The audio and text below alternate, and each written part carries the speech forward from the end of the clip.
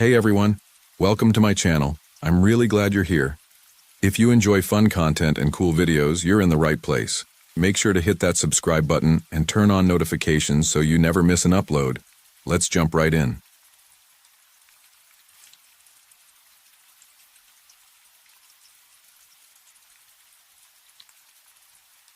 I'm a park ranger, but I'm leaving my name and the name of the park out of this post intentionally. The names of all those involved have been changed as well. I needed to get this story out there, but cannot rely on conventional avenues. That's why I'm posting it here. I could lose my job or much worse, but this story has to be told. I owe it to Catherine, not her real name. I arrived at the ranger station like any other day. I was given my section of the park to patrol. Unfortunately, the park is massive, and my section usually includes half of it. So there isn't much chance for leisurely strolls on the trails. I hopped in my work vehicle, 10-year-old 4x4, and headed out to see if anyone needed assistance. It didn't take long to find someone. At the first campground, there was a man who couldn't get his camper started. A quick jump got him rolling along. Next was a couple needing directions. Then an overturned canoe. I had only made it a few miles through the park. I was going to have to move if I hoped to make a full route today. I managed to grab a few quick bites of lunch and put some miles on without anyone needing help. When the call came over the radio, there was a hiker that found something and I needed to go check it out. A half hour later, I was talking to a middle-aged woman who had made a concerning discovery. She found a hat and a note on the trail. I read the note. I'm writing this note and leaving it behind because I'm not sure what's happening. The 5 of us friends have been planning this trip forever, even since long before we graduated. But it always seemed like something came up at the last minute and one or more of us couldn't go. For a while, I was almost convinced that some outside force was working against us, that we were cursed not to go camping together until we were all too old to enjoy it. I could picture Devin now. He would still go even if he was so old he had to use a walker on the trail. He's always up for camping. I think the guy carries a loaded backpack in his car with him everywhere. He goes, "Lol. Adrienne got here right behind us, followed soon after by Dean, of course. Terry was the last one to show. We started up the trail in great spirits. 3 miles and the sun was just starting to heat up. We were making good time towards the rustic campground when Devin decided to take a detour. He said he'd heard about an old trail that no one used anymore and wanted to check it out. I said we should keep going the way we were. But I was outvoted. I honestly don't think Terry's vote should have counted since he was obviously stoned and Devin just bullied him into saying yes. We came to a spot with a large stone off to the side of the trail. Devin said it was the trailhead, but I didn't see any trail. He led us through some heavy brush. But on the other side it cleared out and we could see the faint. An impression of an overgrown trail. I went last and left my hat on the stone in case we got lost and needed to be rescued. I think that's exactly where we're heading, straight toward lost. I'll leave this note under my hat and hope that someone finds us." I asked the woman to show me where she'd found it, and she showed me. 3 miles later, I was staring at the rock, hoped I would never see again. I radioed my location to the station and told them if they didn't hear from me in a couple of hours to send a search party. To the old abandoned trail, I wished I would have brought my supplies with me, my backpack and my sidearm. But they were 3 miles away, and I didn't know how long these kids had been on this trail. I knew that wasted time could mean the difference between life and death. At least I had my knife, flashlight, and bin OCS. So I thanked the woman, placed the red hat back on the stone just in case, and headed into the heavy brush. Once through the initial overgrowth, the trail became visible. Old memories flashed through my head, ones I never wanted to think of again. I took a deep breath and headed down the trail. It was overgrown for the first mile or so, and then it opened up into a field. I could see people had walked through before me by the way the weeds were partially trampled. As I walked through, a deer jumped ahead of me, startling me. Until that moment, I didn't realize how jumpy I was. I tried to settle down and tell myself that these kids were just lost and I could catch up to them and get them out. Telling myself that didn't make the memories go away. I entered a clearing with a fallen log and another note with a rock sitting on it. I think I'm being silly. This trail isn't so bad. Maybe I was wrong. Devin seems to know where he's going. I just can't shake this feeling that we're being watched. Sometimes I'll look around and I swear I see a face disappear behind a tree. Am I being paranoid? Maybe if the birds would start singing again, that would lighten my mood. But I haven't heard a bird or any other animal for a while. I wonder why they're being so quiet. Are they afraid of us? On another note, Terry seems to be brooding more than usual. Maybe he forgot to bring enough of his stash to last the trip. Devin is in his glory. Since everyone has to rely on him for directions, Adrienne and Dean seem to be along for the ride. Although I have noticed Dean looking around at the trees as well. Maybe I'll ask him if he sees anything. If you're trying to track us down, I hope we aren't being too much bother. I just have this feeling. I folded the note and stuck it in my pocket, then prayed she was wrong about being followed. I pushed on, beginning to miss my backpack with the supplies in it, especially the water bottles. The trees provided some shade, so the sunlight wasn't shining directly on me. But hiking is always thirsty work. The birds chirping in the trees made me almost forget about the desperate mission I was on to save these 5 kids.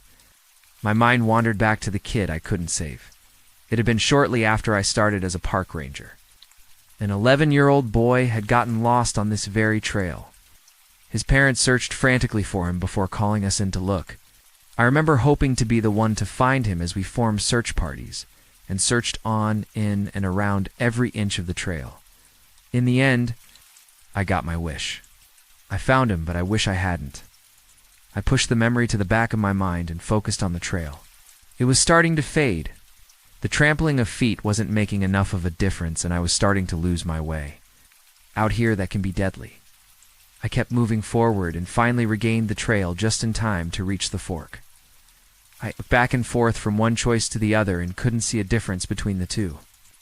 I searched for any broken twigs or plants that would give me a hint, but there were none. Just when I was about to give up and flip a coin, I saw a piece of paper in the weeds barely visible. I dug it out and read it. It seems like we have a dilemma.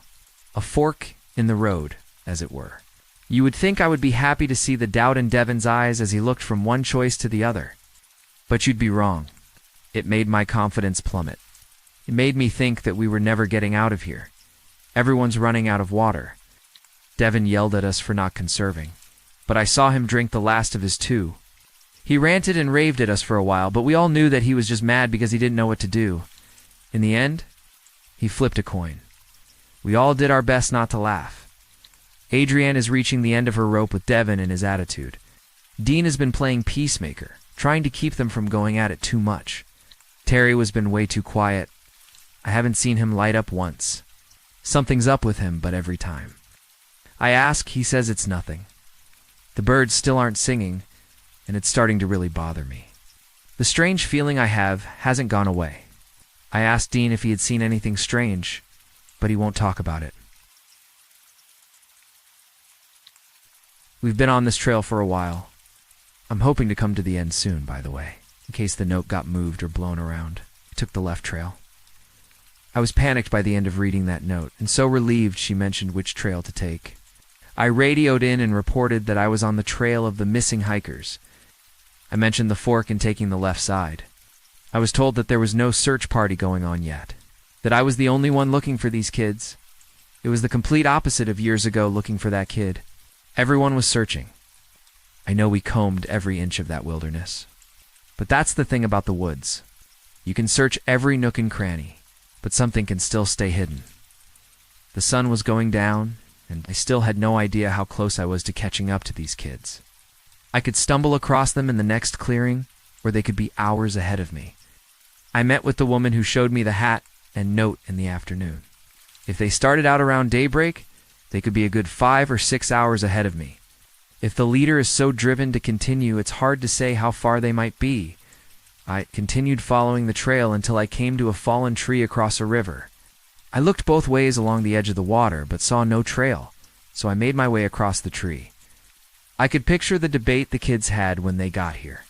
I chuckled at the thought of Devin having to convince them to go across. I believe I made up a lot of time with that single crossing.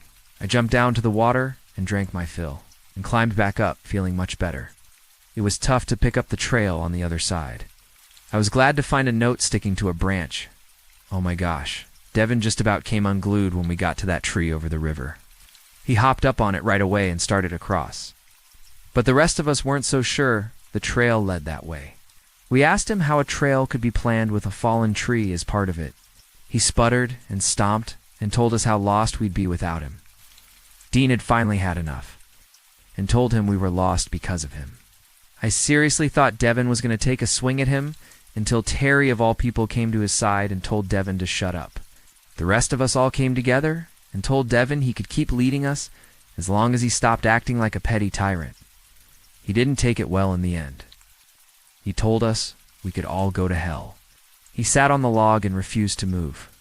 Eventually, after we took a break and refilled our water bottles in the river, Dean said we should get going and led us across the tree. Devin followed along, acting like a whipped puppy. Dean and talked about the disappearing face we'd seen a while back, but neither of us had seen it again. At least the birds are back to singing. I chuckled, figuring that Devin would be a big baby over the whole thing. But after the chuckle came concern. Deposed leaders are usually dangerous. I wondered how much offense Devin had taken, and if he would be looking to get some payback in some small or large way. Darkness was coming on fast in the woods. I had to make a decision. Camp for the night, or keep going? If I camped, I could defend against the predators that lurked in the darkness. But if I kept moving, there was a good chance I could stumble across the group before daybreak. It wasn't much of a decision. These kids that I didn't even know, that I had plunged headfirst into the woods without even my backpack of supplies. Of course I was going to try to catch up with them. If I had done that years back, would that kid still be alive? Such thoughts nagged at me. Most days I kept them at bay, but here in this same forest, close to the spot where I found him, I needed to focus. If I'm going to keep after them, then I need to get going. I stepped off the trail to take a piss and heard a metallic snap at the same time. I felt intense pain shoot up my leg. I looked down, and I had stepped into a bear trap. I screamed, fell to the ground, and rocked back and forth in agony. After a few minutes, I focused on getting the trap off my leg. I found a branch and pried the trap open, screaming the entire time. I managed to pull the trap off my leg and threw it to the side. I really didn't want to take my boot off, but I had to see the damage. It took every ounce of effort could muster to unlace the boot and pull it off. My leg was purple. I felt along the wound very gently, but there didn't seem to be any break. That didn't mean I wasn't going to be limping for the next month, but it did mean I would buy this brand of boots for the rest of my life. It took much more effort and some more screaming to put the boot back on. But I knew I needed to keep moving. I laced up the boot and found a sturdy branch to use as a crutch. I struggled to my feet and took my first few ginger steps. Once I got into a rhythm, it got easier, but I couldn't walk as fast as I had been, of course. When I was at my weakest was when I heard footsteps in the trees close to me. I knew there was a predator around just because it could sense I was vulnerable. I leaned against a tree and held my crutch ready as a weapon. The footsteps came closer. They paused as if they knew I was ready, then slowly continued stalking me. They were deliberate but slow. Each step seemed measured, as if waiting for the right moment to strike. I heard it right next to the tree I was hiding behind. I whipped around as best I could and raised my crutch to strike. A deer stared at me for a heartbeat and then turned and ran through the forest. I collapsed against the tree and slid down to the ground, allowing the adrenaline to bleed off. I don't remember falling asleep. I woke to sandpaper scraping the side of my face. I opened my eyes, and there was a bear beside me, licking my cheek. I freaked out, screamed, and rolled away from it. The bear wasn't ready for that reaction. It startled and ran away. I slowed my rapid breathing and looked around. It was dark. There were thin shafts of moonlight beaming through the trees, providing a little light. I checked my watch, and it was nearly 4 a.m. I rose slowly and gingerly on my injured ankle, took the small flashlight out of my pocket, and prayed it still worked. My prayers were answered when the beams shone brightly through the woods. I panned around, trying to get my bearings. After a moment, I found the trail and started hobbling toward it. The nightly noises were a comfort. At least if the crickets were chirping and the rest of the forest was singing its nightly tune, that meant predators weren't around. I stumbled and fell, hitting my injured ankle against a rock. The pain overwhelmed me, and I screamed.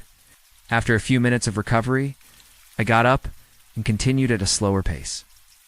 Paying more attention to the ground, I chided myself for falling asleep, losing so much time. At least the trail was easy to follow. I continued on through the night, hoping I wasn't too late. I started thinking about the boy I'd failed to rescue and what would happen if I failed to rescue these kids. I'm sure the Rangers Department would say I did my best. I wasn't worried about them. It was me. Would I be able to forgive myself for letting something happen again? My thoughts were interrupted when I stumbled into a clearing. Not just any clearing. There were the remnants of a fire. There were impressions from tent pegs being pulled out of the ground. All around were the signs of a very recent campsite, including a tent that was still set up. I got so excited I nearly fell over my crutch looking around for signs of anything. The tent was a mixed blessing. It was very ominous that it was still here while the others were gone. But I was able to find some supplies to take along for my search. The most important was food. I shoved some protein bars in my pocket while devouring some beef jerky. I also grabbed 2 bottles of water from the pack. I stumbled across a note sitting under a rock beside the smoldering fire. Before I sat, I held my hand out to the fire. It was still warm, but the embers were nearly dead. It had been hours since it was first lit. If I hadn't taken my unintentional nap, I would have caught up with them. There was nothing I could do but sit by the dying fire and read the note. Hoping there was good news, we found this clearing and decided to camp. Everyone was tired from walking and the mood was somber because no one seemed to know where we were. All of us had been hiking in this forest before, but none of us had ever seen or heard of this trail. We set up our tents and started a fire, then had some supper and sat around. No one really felt like talking, so I tried to get the ball rolling by asking Terry why he was late. He hesitated, but at my prompting eventually. He told us that he had hit an animal with his car on the way here. I asked if it was a deer, and he said no, it was much too big to be a deer. He said it walked upright on 2 legs, and it was massive, like 8 feet tall, covered in brown hair. He swerved to miss it. But the strangest thing was it seemed to try to jump in front of him anyway, like it wanted him to stop. We all listened with rapt attention. Just then, off in the distance, we heard a scream. We all froze. Devin started spouting off and yelling at Terry for trying to scare us. Then he stormed off. Dean tried to stop him, but he pushed him away and disappeared in the woods. The rest of us talked, trying to decide if we should go look for him, but in the end, we figured we should just let him go and cool off. A short while later, we heard a rustling off in the distance and a muffled cry. We huddled a little closer together and went on high alert. Our eyes darted back and forth as we searched the impenetrable wall of trees surrounding us, looking for any sign of a predator.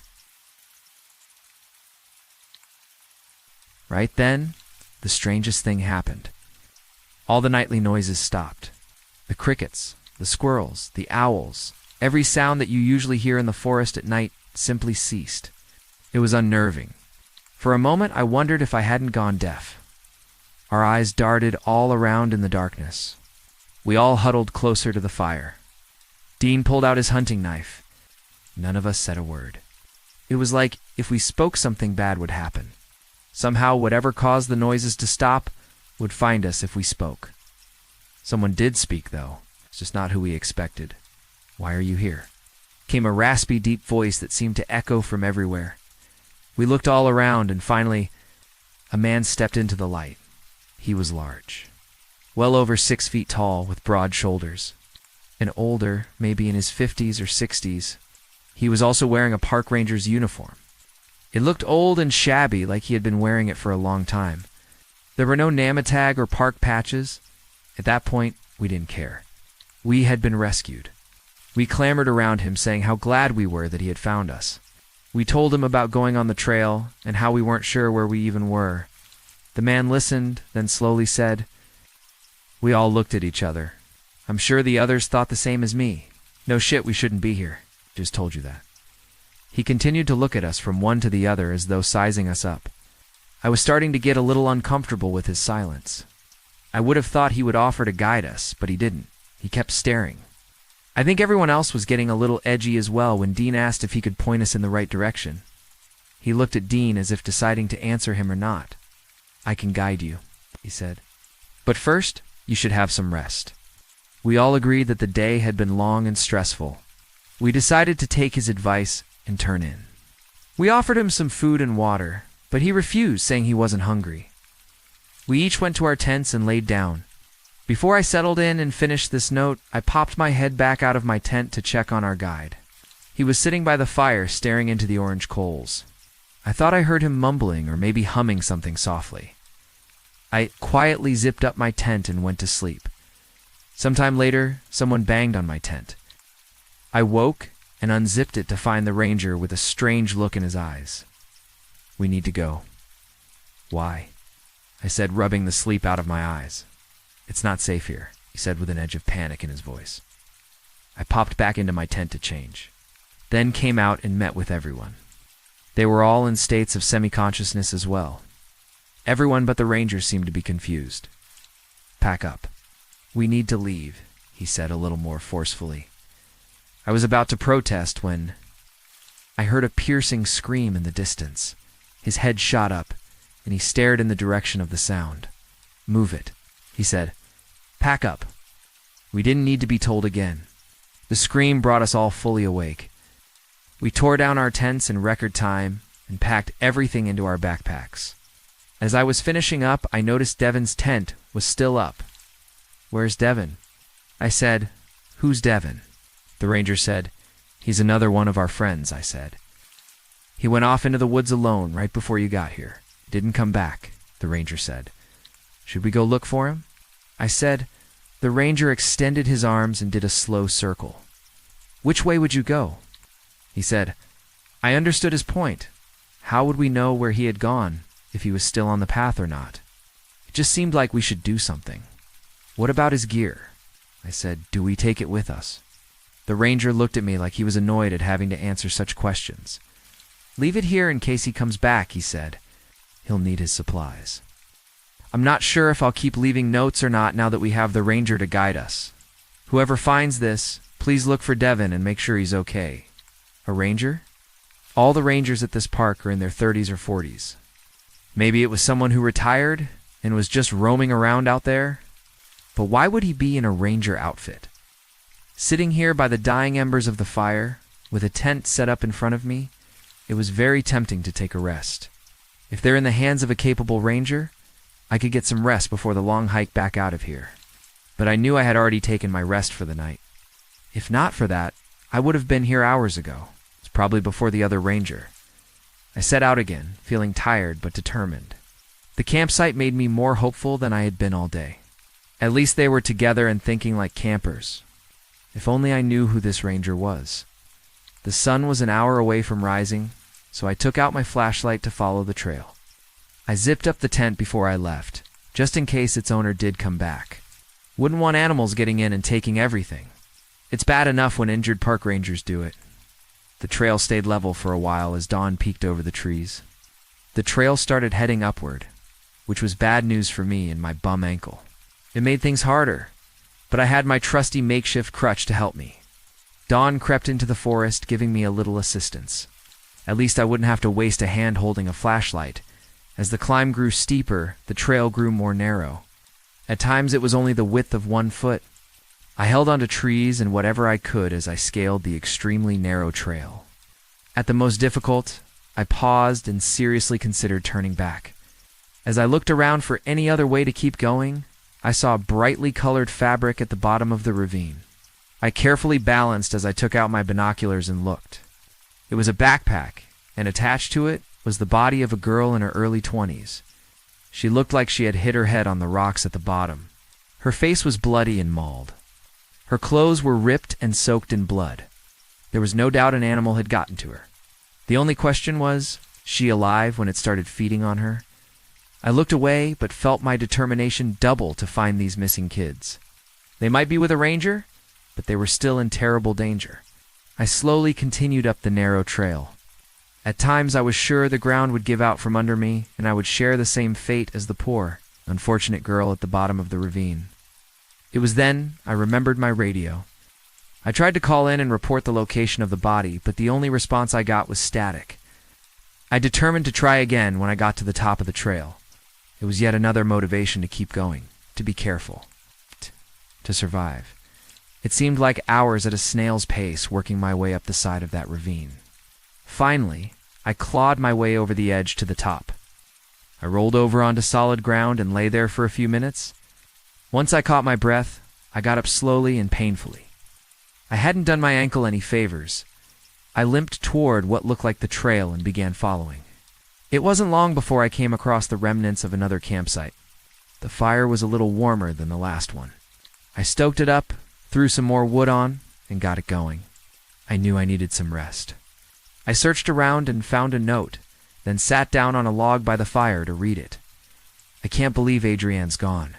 We started up this steep ravine, and the trail kept getting more narrow. I asked the ranger if there was any other way around, but he just glared at me and said no. We all struggled with our heavy packs on our backs. At one point, I was on all fours just trying to keep from sliding into the ravine. That's when it happened. Adrienne was having trouble keeping her feet on the trail. She kept slipping. I reached out and helped her balance a few times. Being right in front of me, I kept an eye on her whenever I could. That wasn't nearly as much as I wanted because I was watching my own feet. She slipped once and I tried to grab her, but she had tipped over, and the weight of her backpack dragged her over the side. I watched in horror as she tumbled down into the ravine, bouncing off trees as she went. I saw her skull make a solid impact several times as she tumbled to the bottom and slid to a stop. I couldn't see if she was still breathing or not as I called her name. She didn't move. I called for the ranger in front of us and pointed to her unmoving body.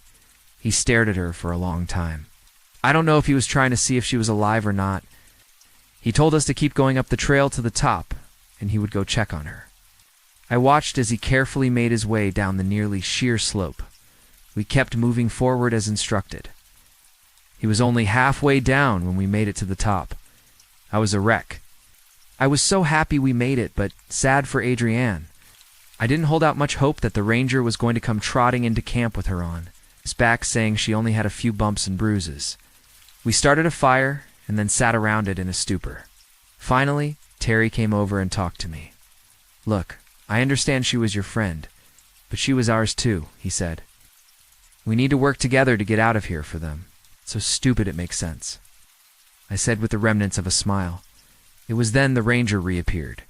He sat by the fire and didn't say a word. There was something in his eyes. It wasn't sadness, but I don't know exactly what it was. We knew she wasn't coming back. We rested for a little while, then started out on the trail again. If you're following us, I hope you're being careful. Stay safe. Wow, this girl is something else. With all she's gone through, she still wants me to be safe. I hope I find her. I think she'd make a good ranger. My guilty conscience jumped up on my back and yelled at me. How can you sit around and rest when that poor girl just lost her friend and needs your help? I knew it was right. I just didn't know why that other ranger was being so careless. I struggled to get up, kicked out the fire, and started after them. The daylight was dimming, but it was only 8 in the morning. I looked up and saw why. Storm clouds were overtaking the sky. Yet another reason I wish I would have brought my backpack. The raindrops hit like a cold slap in the face. Even though it was still September, out here in the mountains, the weather can change in a heartbeat. We weren't at the top of the mountain, but in the middle was enough for the weather change to make me shiver. Now that we were out of the ravine, I tried my radio again, but it was just static.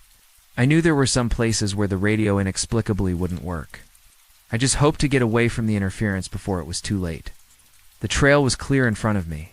But that was little comfort when walking in open fields with no rain cover. All those trees I tromped through, and now in the rain, I have wide open spaces. I'd say someone doesn't like me. The rain didn't just pass like a spring shower. It poured so hard, it became difficult to see in front of me. For a long time, I trudged through the rain. At times, it felt like I was walking in place, The mud was starting to cake on my boots. And then my salvation appeared. In front of me on the trail was a tent. I called out before I unzipped the tent and let myself in. I flopped to the wonderful dry floor, then quickly turned and zipped the entrance back up. I breathed a sigh of relief, but as I did, a stench assaulted my nose. I looked over at the sleeping bag. It was full. I'm sorry to barge in like this, but I needed to get out of the rain. I said, no response. I nudged the person in the bag. It tipped to the side and rocked right back. That's when I noticed the splotches of red that had soaked through the bag. I didn't want to see, but I pulled the top of the sleeping bag away from the person's face. The bad part was they no longer had a face. It had been ripped away, and the neck had been gouged out. There were large wounds on the body as well. I tried to feel for a pulse, but when my fingers went straight into the muscles of the neck, I figured there was no pulse to feel. I wiped my fingers on the sleeping bag and pondered why this person was covered. I know the animal who did this didn't gently cover up the person with a sleeping bag. When it was done, I found my answer laying above the head of the person. It was a note. I can't believe Terry's dead. I wish I'd never come on this trip. I wish I'd never let Devin bully us into turning down this damn trail. Where the hell is Devin anyway? When he stormed off on his little pity party, did he run across whatever creature has been stalking us? Is he sitting back in his tent now enjoying himself? I really don't know. We were enjoying not climbing up the face of a ravine, but we were very tired. I mentioned stopping and camping for a little bit to the ranger. He looked around and even sniffed the air. That seemed like a weird thing to do. But after that, he agreed to let us set up camp. He even told us to do it as quickly as we could. We gathered wood for a fire, but he told us not to bother because the rain was coming. I guess that explains the sniffing the air thing. Our tents had been up maybe 15 minutes when it started raining. It quickly turned into a downpour. We all offered the ranger to sit in our tents with us. He looked over us one by one. It was kind of creepy. Finally, he said he would sit with Terry in his tent. Dean and I looked at each other with relieved expressions. The ranger is helping us, but he isn't someone I'd like to ever see again. He just acts too weird. At times I wonder if he's really helping. I'd just closed my eyes listening to the rain on the tent and letting it carry me off to dreamland when the ranger ripped open my tent. He said we needed to pack up and leave right now, that something was hunting us. We dove out into the rain and miserably packed our tents. He reassured us that there was a cave nearby and we could get shelter there. As I was packing up, I didn't see Terry, so I went over to his tent and knocked. When there was no answer, I went in and found what was left of his body. Something had torn him to shreds. I covered my mouth to keep from vomiting and ran out to tell the others. Dean and the ranger looked in and saw that there was no helping him. The ranger said he had left the tent to go to the bathroom. When he came back, he saw a predator hanging around the tents. That's when he came and woke us. It must have already gotten to Terry. I pulled his sleeping bag over his head and wished we had time to give him a proper burial. But the ranger said the animal might be back for the rest of us. So we quickly packed and left. I barely had time to finish this note. Please help us. A cave. What kind of ranger is he? Doesn't he realize that would be the most likely place a large predator would call home? I thought for a moment what cave he could be talking about. I hadn't been on this trail for 5 years. Ever since I found the kid here, then it hit me. We were very close to the place where we found him. Why would he take them there? Unless... I jumped up so quickly that I nearly fell on top of the body when I forgot and put too much weight on my injured ankle. I hobbled out of the tent and went as quickly as I could toward the place I swore I'd never see again. I approached the cave and my heart sank. 2 backpacks sat just inside the entrance. I pulled out my knife and flashlight, then cautiously peeked inside. I felt a change in the breeze and turned to find the ranger staring at me. I looked him up and down. You, I said. The last time I saw you was when we found the boy. He said nothing. It was never a random animal attack, I said. It was you. He took a step toward me. Of course it was, he said. How wonderful was it to watch you years ago as you floundered around looking for some predator that stood beside you. You son of a bitch. I pulled out my knife and held it ready. He paused, then smiled. "Do you really think that knife can hurt me?" I looked at it. "Pretty sure," I said. "It's made of iron." Smile vanished. "So you do know what I am." I pulled out a bottle of brown water. "I made sure to grab some runoff from the rainstorm," I said. "It might not do as good as rust water, but let's find out." I opened the bottle and threw some water at him. He dodged it as though it was acid. At the same time, I swung with the knife. He dodged with ease. "Why don't you turn into the big pussy that you are?" I said, taunting him, because we both know when I transform, I'm vulnerable for a moment, he said. "And I'm sure you would love to take advantage of a vulnerable moment." He swung and connected with my stomach, knocking the wind out of me. I recovered and swung the knife in a vicious downswing at him, which he easily dodged. I kept moving forward, stabbing and slashing at him. I couldn't get close enough to connect. He was too fast. "You can't defeat me," he said. "Look at you like an injured deer just waiting to be devoured." "Be quiet, you know, Lucy." I yelled at the mention of his name. He froze. I knew I didn't have much time. I took advantage of the moment, lunging at him with my knife.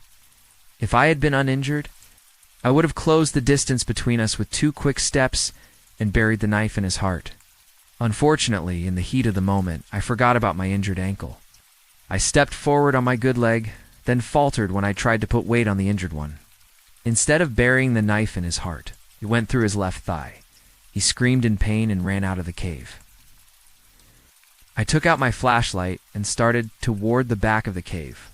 There I found a mutilated body next to a pile of bones.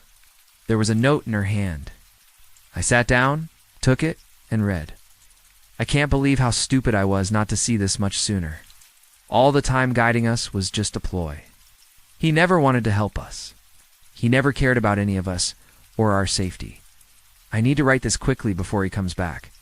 The ranger led us here and told us to wait, that we'd be safe in the cave. He left us alone.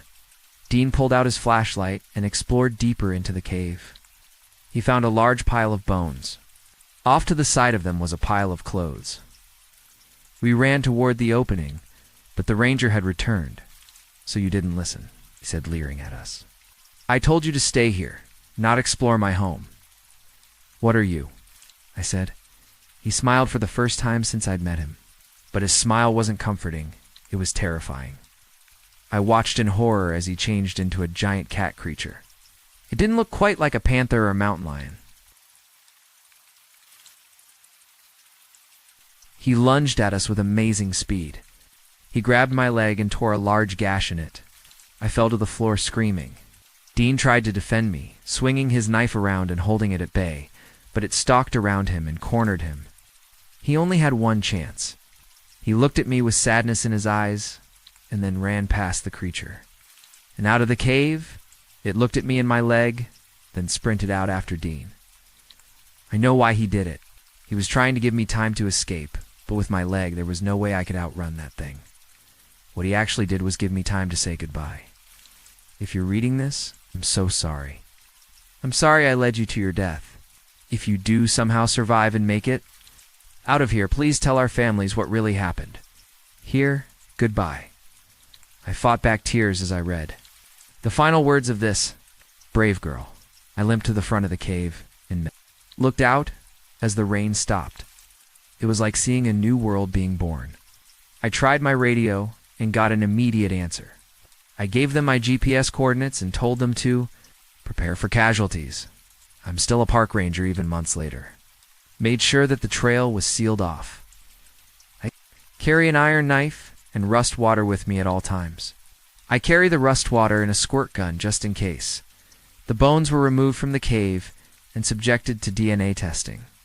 Aside from this group of victims, including Devin, there were several other people who had gone missing in the park over the years.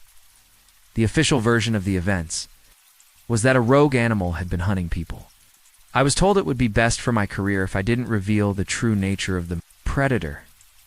I still search for the creature and post signs everywhere to be on the lookout. For an older ranger wearing a uniform with no patches on it, there's a number to call if anyone spots him. It's my personal cell phone number. From time to time, I hear reports of a large cat that's limping on its hind leg. I try to make my way to that spot as quickly as possible, but I have yet to catch him. I posted this story in memory of that brave girl, but also as a warning. Never go on an unposted trail, and beware of those you meet in the woods, even if they wear a uniform.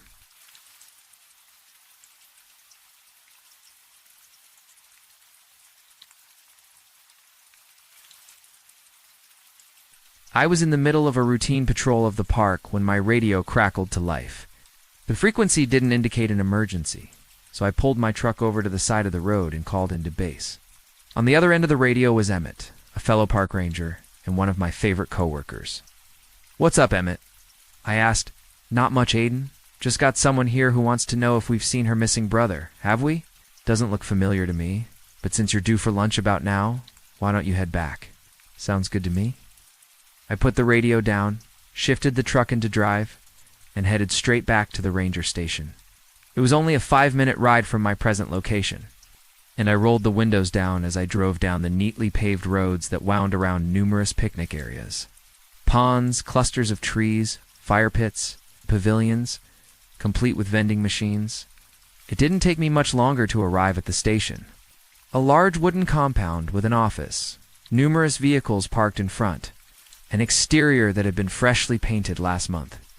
I noticed that there was a gray sedan that stood out in the sea of trucks, jeeps, and golf carts for official usage.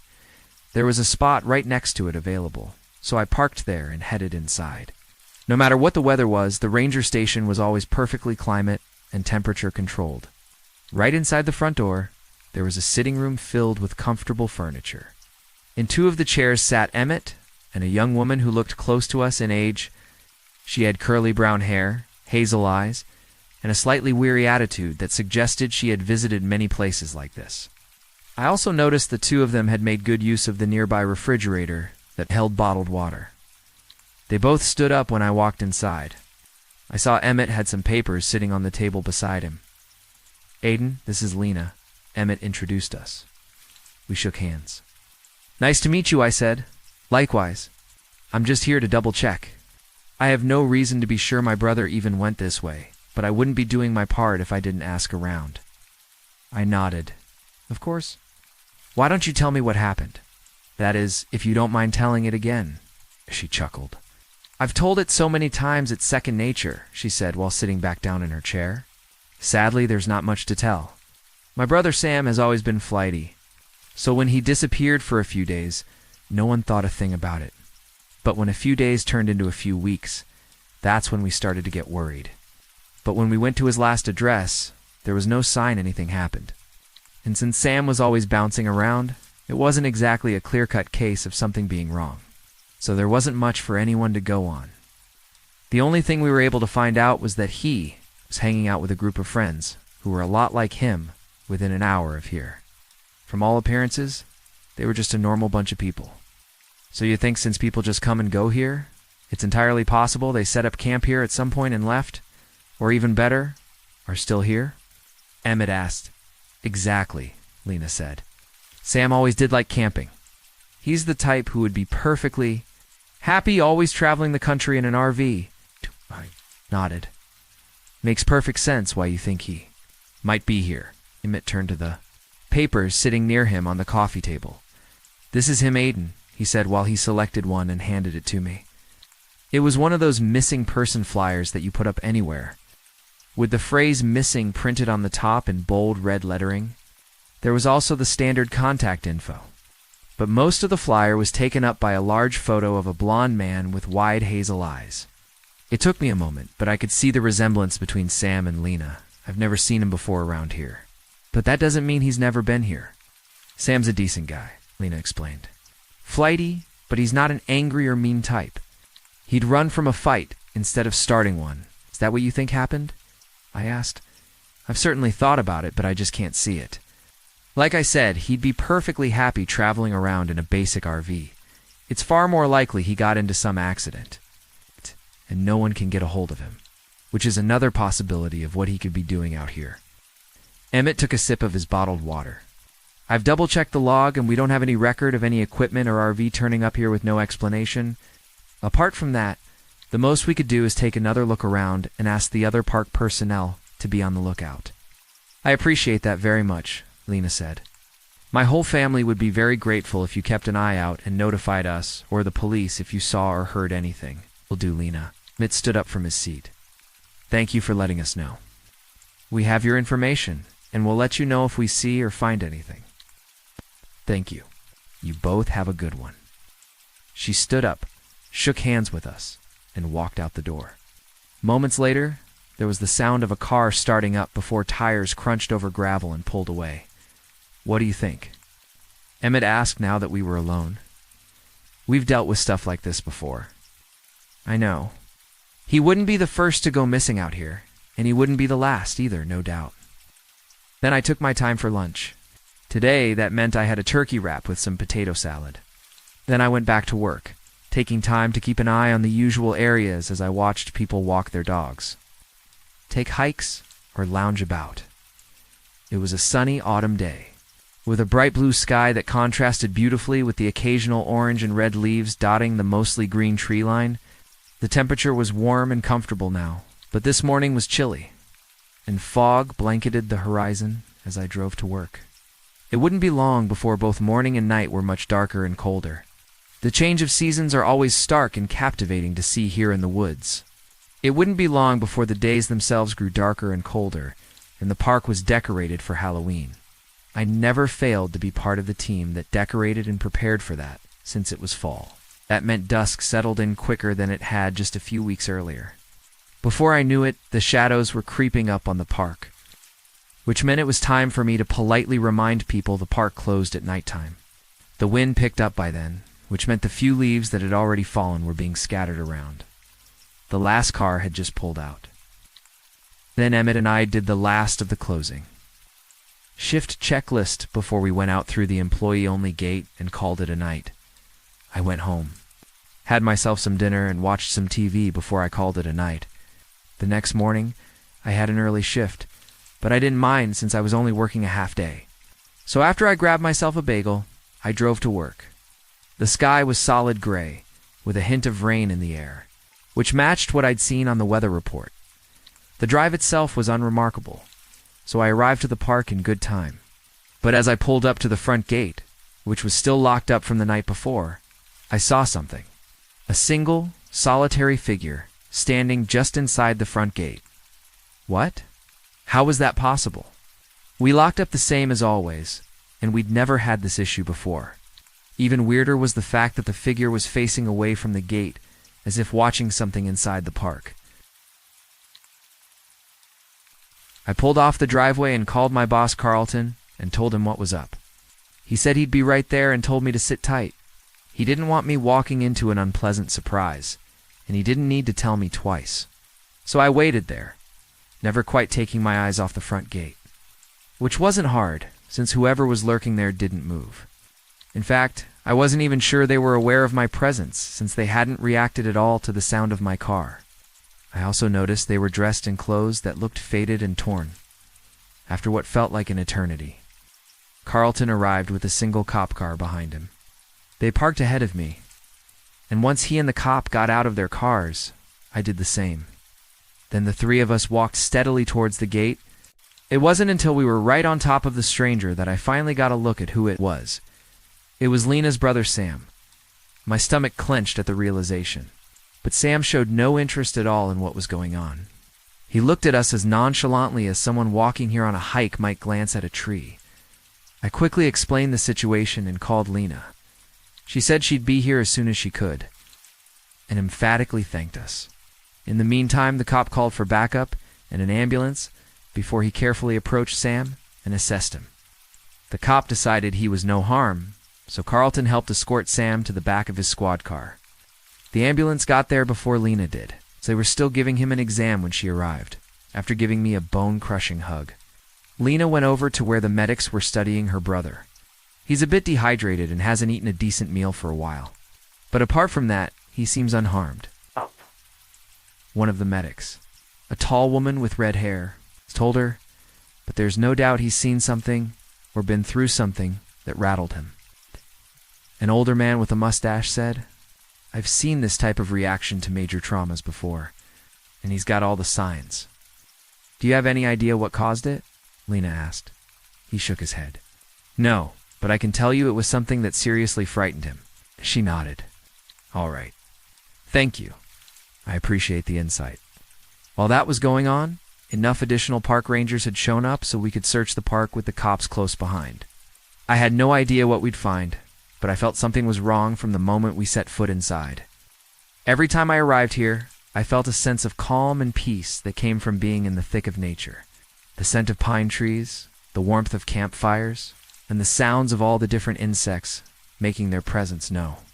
I always found it to be relaxing and invigorating. Not this time. Today, the mood in the park felt different. Off. Like you were looking at something and could tell some aspect had been changed. But you weren't sure what. The air felt thick and heavy. I glanced at Carlton, and he looked at me. And I could tell he felt the same. On the surface, everything was fine, but that didn't mean nothing happened. So we carefully set out to search every inch of the park to make sure nothing was wrong. Every time I turned a corner or opened a door, I expected to find something horrible, but it never happened. Everything turned out to be perfectly in order. Not a thing was out of place. But we couldn't figure out how Sam had gotten in. How had he done it? Eventually, we had to shrug and admit we couldn't find anything. That was when the search party called it a day, and those of us that were left went to the ranger station for some water. Sam had been taken to the hospital by Lena and her parents, and we'd put up a sign saying the park was temporarily closed. So it was just us. Something is going on here, Emmett said after he took a long drink of water. I just don't know what. No. But he got in somehow. You saw the state he was in. There was no way Sam forced his way in. I agree, Aiden, Carlton said. I just don't like this. I looked around the room. None of us do. Mitt was about to say something else before he stood up and looked around. Then he slowly began to walk around the room. Emmett, I asked. He briefly looked at the window before he turned to face me. Do you feel that? Feel what? The breeze. There's a draft in here. Yeah, I feel it too. One of the cops nodded his head. I think it's coming from over there. He pointed to a large file cabinet against the wall. All 6 of us walked over to it and waited. It didn't take long for me to feel a small breeze coming from around it. We all exchanged a look before Emmett and Carlton slowly maneuvered the metal cabinet away from the wall. Everyone else stood at the ready should something happen, but nothing popped out. All that happened was that the air got colder and a section of floor opened into a hole in the ground. 2 of the cops immediately took out their flashlights and shined them into the hole. The rest of us peered behind them and saw the hole opened up into a small cave. The flashlights revealed that the cave floor was only about a short drop from the opening. There was no ladder or anything, but it didn't look hard to maneuver. The opening was large enough for a single person to fit through at a time. So Emmett, Carlton, and I went down with the 2 cops with flashlights. They went in first, then Emmett, Carlton, and I did. The cave was uncluttered by any debris and there was no water. So there wasn't much to look at. Not that the cave itself took much time to explore either, because before we knew it, we were facing the other end of the cave that turned into a dead end. The 2 cops shined their flashlights around. There was nothing to see. We all had a last look around before we headed back the way we came. I had no idea what to think. My mind was a jumbled haze of thoughts as we reached where the opening was, and I stopped dead in my tracks. Because of the angle of where the opening was and how the cave was laid out, there was a wall set back a few feet from the opening, and there was something written on the wall that wasn't visible from above. We see you. It was written in red paint with giant letters that could not be missed or misread. The exclamation point in particular was drawn with particular embellishment, as if whoever had done it had enjoyed it immensely. We all looked at it in shock before one of the cops took a picture of it. Then he turned to the rest of us. No need to linger down here any longer. Carlton immediately pointed to Emmett and myself, so Emmett helped me up to the opening. Once I was back inside the ranger station, I helped him out. Once we helped Carlton out, the 2 cops quickly maneuvered themselves out before. We moved the file cabinet back over the cave opening, then we all sat back down in silence. The air was tense and heavy, and I felt a faint prickle of fear on the back of my neck. I didn't know what was going on, but I didn't like whatever it was, and neither did anyone else. We would have noticed that cave opening before, especially with all the recent maintenance work. Okay? The cop who took the picture turned to Carlton. He was tall, lean, and had closely cropped blonde hair. "Something is going on here, and until we get to the bottom of it, I suggest you close up shop for today." "Fine by me," Carlton muttered. "Let's get out of here." We hustled out of there before Carlton locked it up tight. Then we all got in our respective vehicles and pulled out after locking up the gate tight. As a precaution, they agreed to have a cop car parked there for the night. I wasted no time in heading for home, but when we all drove away, I swear I thought I saw what looked like a figure in black clothing peering at us from behind a massive tree. When I looked back, there was nothing there. It could have been a prank, or it could have been just my imagination. Either way, I wasn't going back there to find out, because I couldn't stop thinking about the message on the wall. "We see you," as in more than one person is watching you. The cops never did find out what was going on, or how Sam had gotten in. But sometimes when I was out on patrols after that, I would swear someone was watching me. I could feel the hair stand up on the back of my neck, and I would get that stomach-churning certainty that something was off. But every time I turned around, nothing was ever there. One time, late at night, I even thought I saw someone following me. But when I went to check, no one was there. But no matter what, I never stopped checking that nothing was there. No one did. Because periodically, we would find something had been moved or altered in some way. Sometimes it was barely noticeable, but that didn't mean we didn't notice. We also had the opening to the cave boarded up. But I can't help but wonder if there are more tunnels just like that elsewhere in the park.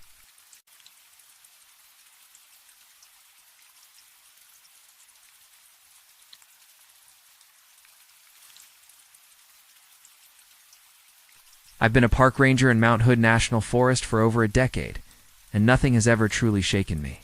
Sure, there are the occasional lost hikers, a few wild animal sightings, but nothing out of the ordinary. That changed a few weeks ago. It started with a missing persons report. A hiker had gone out alone on the Timberline Trail, and his wife called in a panic. He was supposed to be back by 5 p.m., but it was now 7, and he wasn't answering his phone. Something about the way she sounded frantic. Desperate told me this wasn't just a case of someone losing track of time. I took the night shift patrol to search for them. The air was cold, thick with fog, and the trees stood like silent sentinels, blocking out most of the moonlight.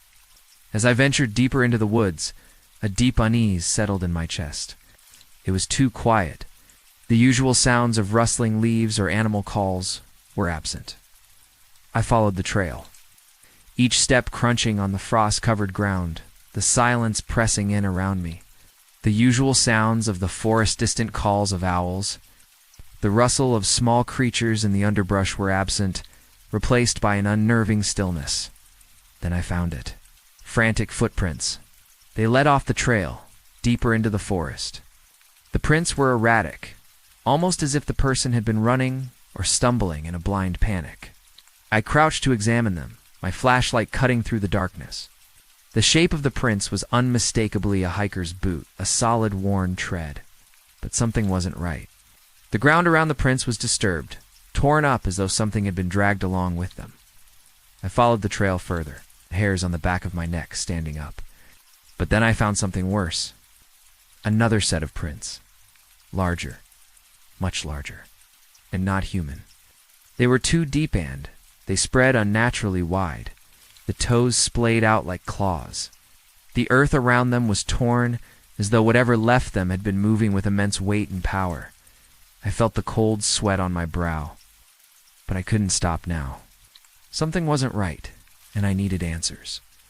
The prints led further off the path into the darker parts of the woods.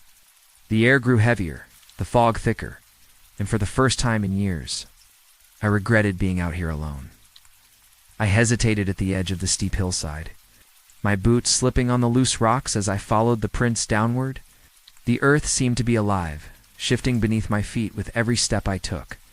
And then I saw out a scrap of clothing, caught on a branch. It was torn, frayed at the edges, and stained with something dark. The fabric looked familiar, but it didn't matter. What mattered was what I saw next. The footprints of the hiker and the creature now seemed to line up perfectly, though the thing had been stalking the person, step by agonizing step. Whatever it wasn't just following. It was hunting. I took a deep breath, trying to steady myself as the weight of the situation bore down on me. I couldn't turn back now. I had to know what was out here. And if I could help whoever was still out there, I moved further down the trail, careful not to lose the prints, when suddenly, a scream pierced the silence. Distant, but unmistakable. A cry of pure terror. It sent a shockwave through my chest, freezing me in place. But then I heard something else.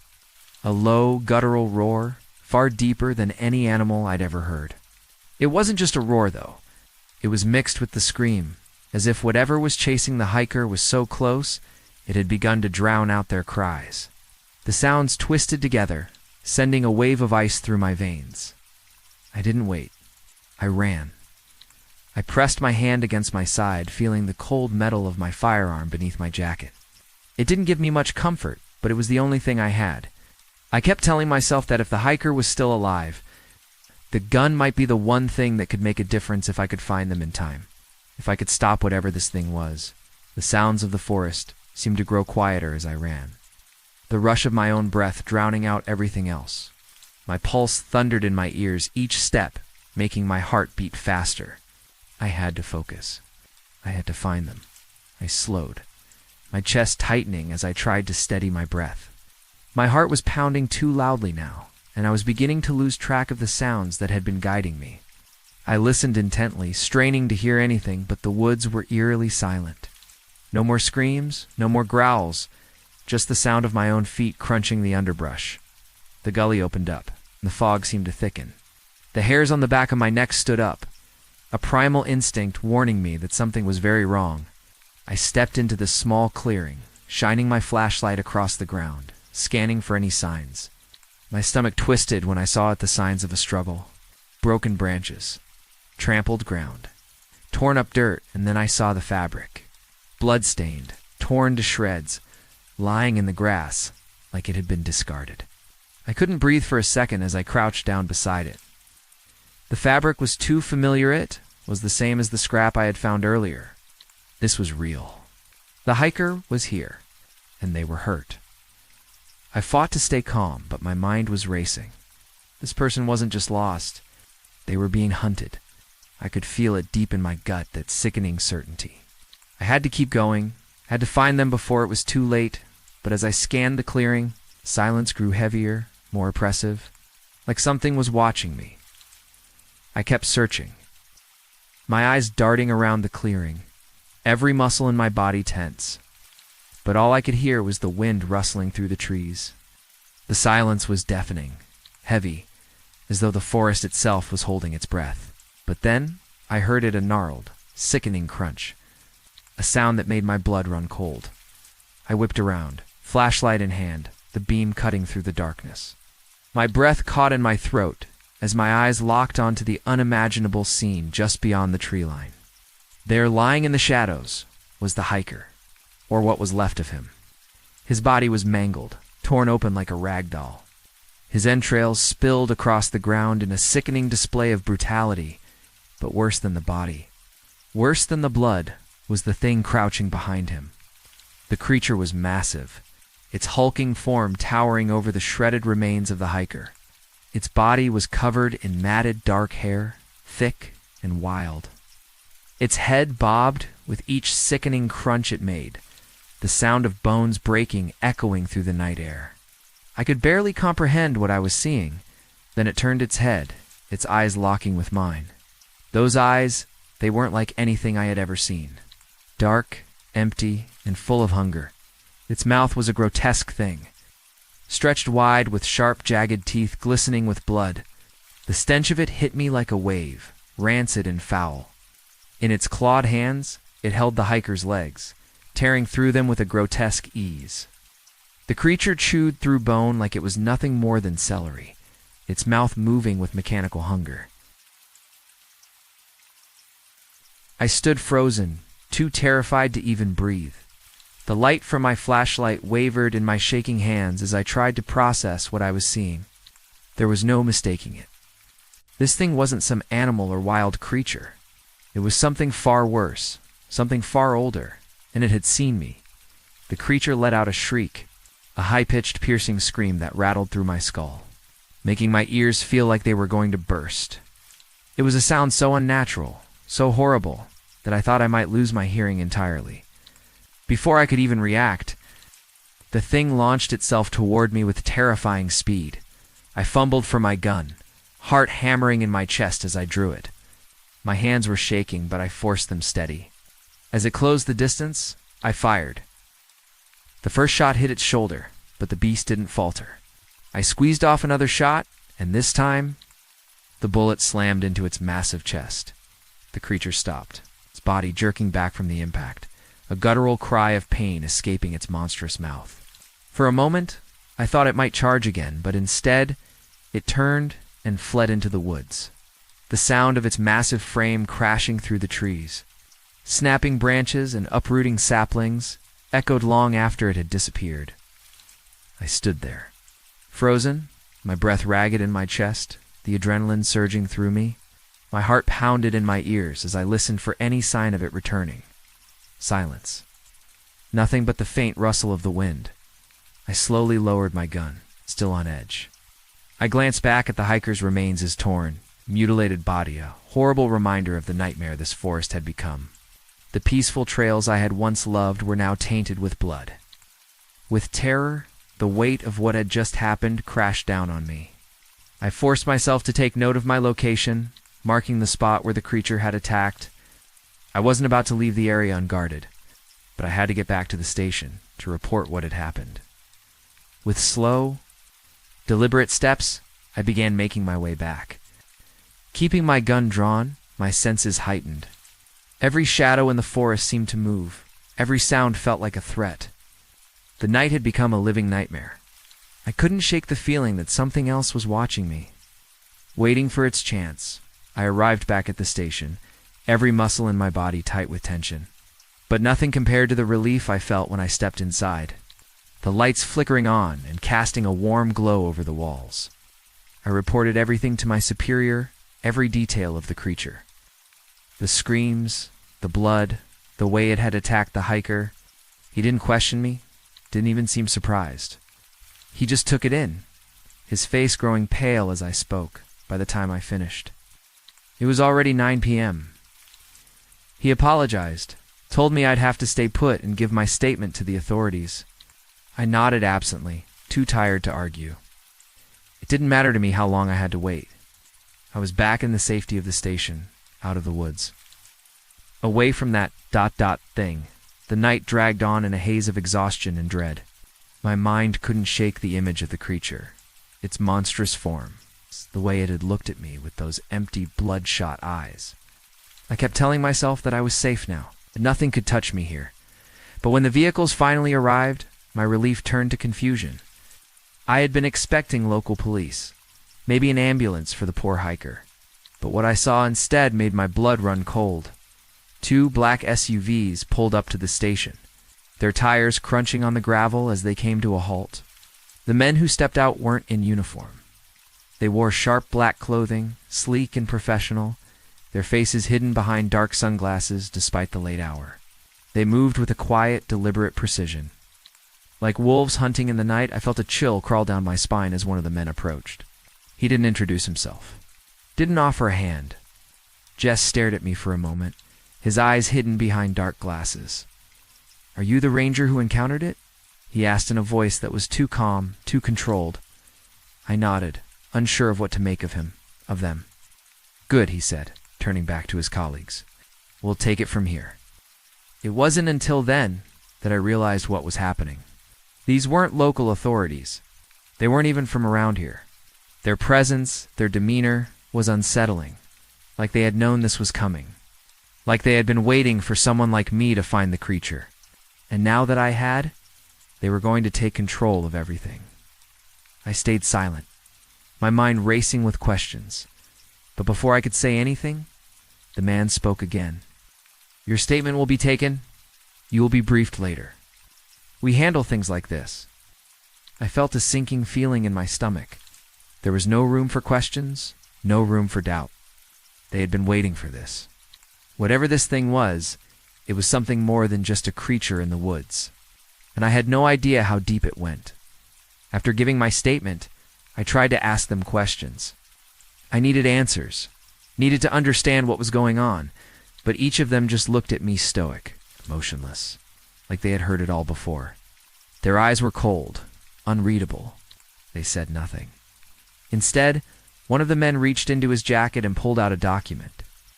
Sliding it across the table toward me, it was a non-disclosure agreement and NDA. The words on the paper blurred together as I tried to read. I could barely focus. They wanted me to sign it, to keep everything I had seen, everything I had learned, a secret. Forever. I stared at the document, my hands shaking. I didn't want to sign it. I couldn't.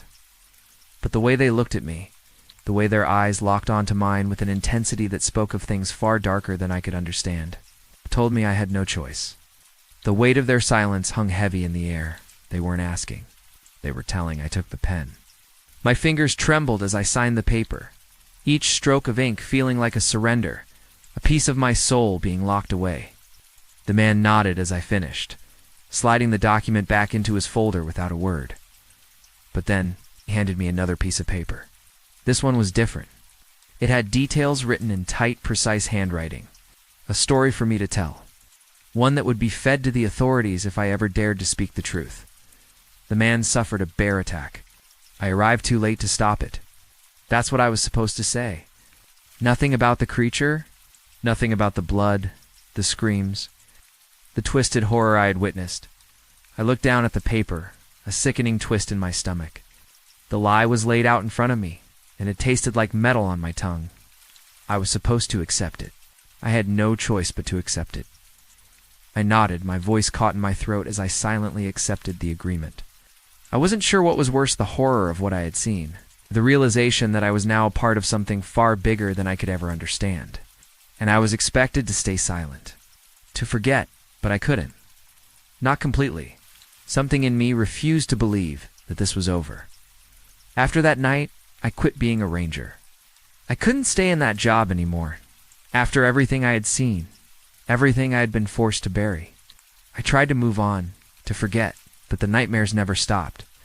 Sometimes, I lie awake in the dark, hearing the man's awful screams echoing in my head.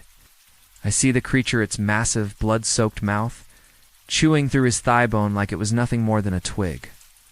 The sound of it still haunts me. What breaks me even more is the thought of that man's poor wife, never knowing the truth of what happened to her husband. I can still hear her voice on the phone, frantic with worry. The guilt gnaws at me because I couldn't give her the closure she deserved. She'll never know what really happened, and that thought weighs on me more than anything else. I used to love the woods. I was an avid hiker, a lover of wildlife and nature. The forest was a sanctuary for me. But now, after what I saw, I can never look at it the same way again. The smell of pine and damp earth now just reminds me of the blood and the hunger, lurking in the shadows. I'm writing this now, trying to finally get it out of my head because I can't live with the images anymore. I fear they'll find out I've breached the NDA, and when they do, I know they'll come after me. They don't let people like me talk, but I can't keep living with this torment. If you're reading this, stay out of the forest. Please, it's not what it seems. And if you must go, be sure to go armed. You never know what might be lurking out there waiting for you. It's not just the trees that can hurt you. The woods are full of things that should never be seen, things that are better left undiscovered.